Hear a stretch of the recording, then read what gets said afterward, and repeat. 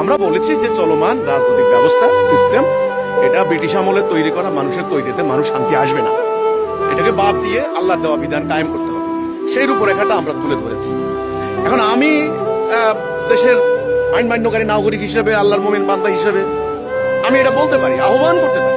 আমি মিছিল করছি, মিটিং করছি, আমি সমাবেশ করছি, পত্রিকা বের করছি, জনসভায় বক্তব্য দিচ্ছি, আমি জনসচেতনতা সৃষ্টির জন্য আমার মতো করে আমি চেষ্টা করছি, আমার যে মানে ক্যাপাসিটি অ্যাবিলিটির ভেতর দিয়ে।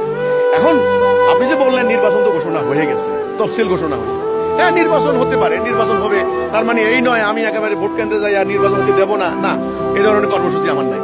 আমি শুধু শান্তিপূর্ণ উপায়ে, দালিলিক ভাবে, যৌক্তিক ভাবে, আদর্শিক ভাবে আমি তুলে ধরবো যে দেখেন আল্লাহ দেওয়া সত্য দিন ছাড়া আমাদের শান্তি আসবে না। আল্লাহ দেওয়া দিন কায়েম করার পরে রাসূলুল্লাহর ওই ১৫০০ বছর আগে কি শান্তি হয়েছিল আপনারা জানেন, এটা আমি তুলে ধরতে পারি। এখন জনগণ, সিভিল সোসাইটি, মিডিয়া, মানে সরকার, বিরোধী দল সবাই যদি চলমান রাজনীতির মধ্যে ডুবে থাকে, এটাই প্র্যাকটিস করে, এর ভিতরে হানাহানি করে, তাহলে আমি তো আল্লাহর কাছে সাফ থাকি, আমার আর কিছু বলার নেই, তাই না? তো তফসিল ঘোষণা হয়েছে, অতীতেও হয়েছে, হবে, সামনে নির্বাচন হয়ে যেতে পারে, হবে, কিন্তু শান্তি আনতে পারবে না। শান্তি আনার গ্যারান্টি হচ্ছে আল্লাহ দিন। আমি এটা বলে যাব, এবার তারা যদি না নেয়, ওই আমি সামনে দাঁড়িয়ে বলবো এই নির্বাচন হবে না, নো, আমি এটা আমার কর্মসূচি নয়।